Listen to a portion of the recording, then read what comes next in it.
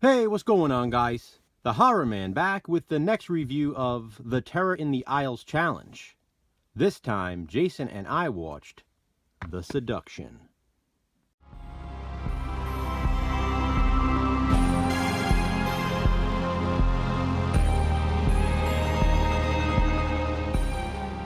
I like being looked at. The Seduction is a 1982 horror film, written and directed by David Schmoller. He's responsible for some other horror classics, such as Puppet Master and Tourist Trap, among others. The Seduction is featured in Terror in the Aisles, and I'd say prevalently featured. As a young boy watching this one, it was hard not to wonder about it.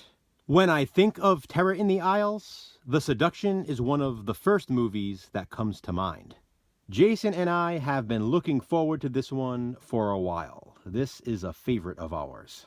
The Seduction was the big screen feature film debut of Morgan Fairchild.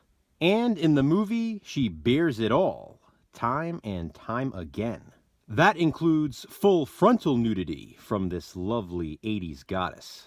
In fact, the movie opens with her character swimming naked in her swimming pool. She plays famous anchorwoman Jamie Douglas. Most recently, Jamie has been reporting on the Sweetheart Killer. He's a serial killer in the local area who has been on the loose for months. Jamie has everything going for her.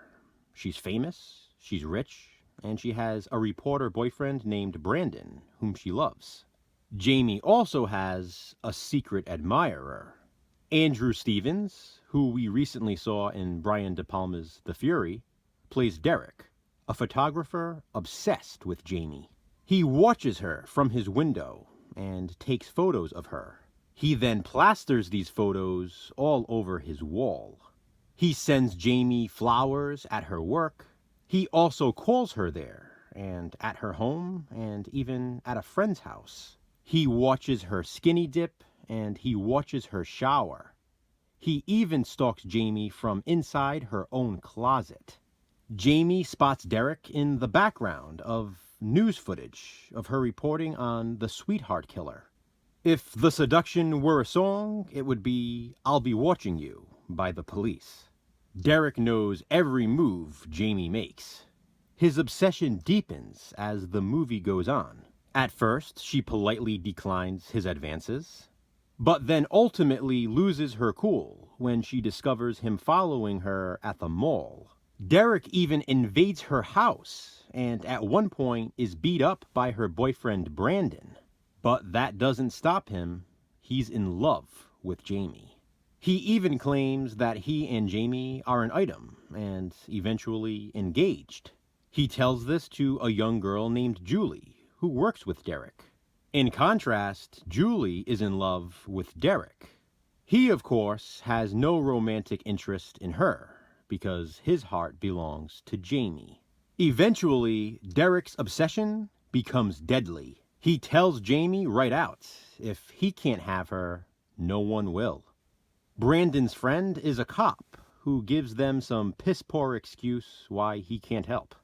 It's a bit unbelievable, but you have to suspend disbelief in movies like this.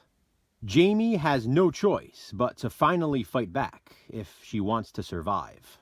Is Derek the Sweetheart Killer? Will Jamie ever get back to her normal, happy life?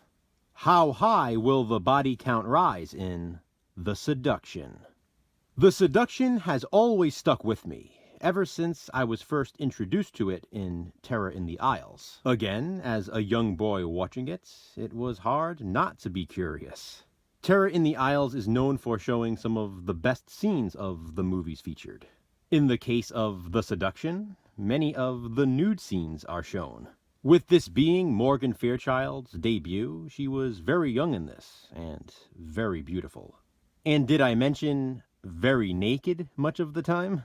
Andrew Stevens plays a great psychopath, and he would go on to track one in 10 to Midnight. David Schmoller did a great job with this. I love the Los Angeles scenery, and especially the way the night scenes are shot. It should go without saying, I absolutely love the scenes filmed in the mall. I love mall settings. I really love Jamie's house, too. It's practically a mansion. Just like the whole cop excuse, it's a bit unbelievable that she'd be naked when she knows someone is watching her all the time. But hey, again, we have to suspend disbelief, and I'm certainly not complaining. And my God, does she look good naked. I guess you can't blame Derek, in a way. I'm joking, he clearly goes too far, but you can at least see the attraction. The Seduction has an awesome 80s feel, and another thing I love about it is despite having an approximate runtime of an hour and 44 minutes, it's paced really well. It never gets slow or boring. I very much appreciate that with movies with slightly longer than average runtimes. This could have easily been a 90-minute movie, but it doesn't drag at all, even with those additional 14 minutes. It's not at all bogged down with filler. Everything is important. Plus, there are plenty of nice visuals, if you know what I mean. This here, as you can see, is my VHS release of The Seduction. I also have this Anchor Bay DVD release, which was one of my most highly sought after Anchor Bay discs. This may have been the most difficult one for me to track down. It took me years to find one at a reasonable price. I'll never forget the excitement I felt that day I found it. Like I said, this is a favorite of mine, so I needed the Anchor Bay release. Scream Factory has since released The Seduction on Blu-ray. Being released in 1982, there were a few similar movies released around the same time, all dealing with obsessive stalkers. If I'm being honest though, The Seduction is easily my favorite of the bunch. It's a nostalgic thing. It's from Terror in the Isles. Plus, the others don't feature nude Morgan Fairchild. My relatable recommendation though is one of those similar films released around that time. The Fan. The Fan, not to be confused with the other The Fan and the other The Fan, was released less than a year before The Seduction in 1981. In this one, Michael Biehn plays an obsessive fan of an actress played by Lauren Bacall. Just like in The Seduction, rejecting him results in deadly consequences.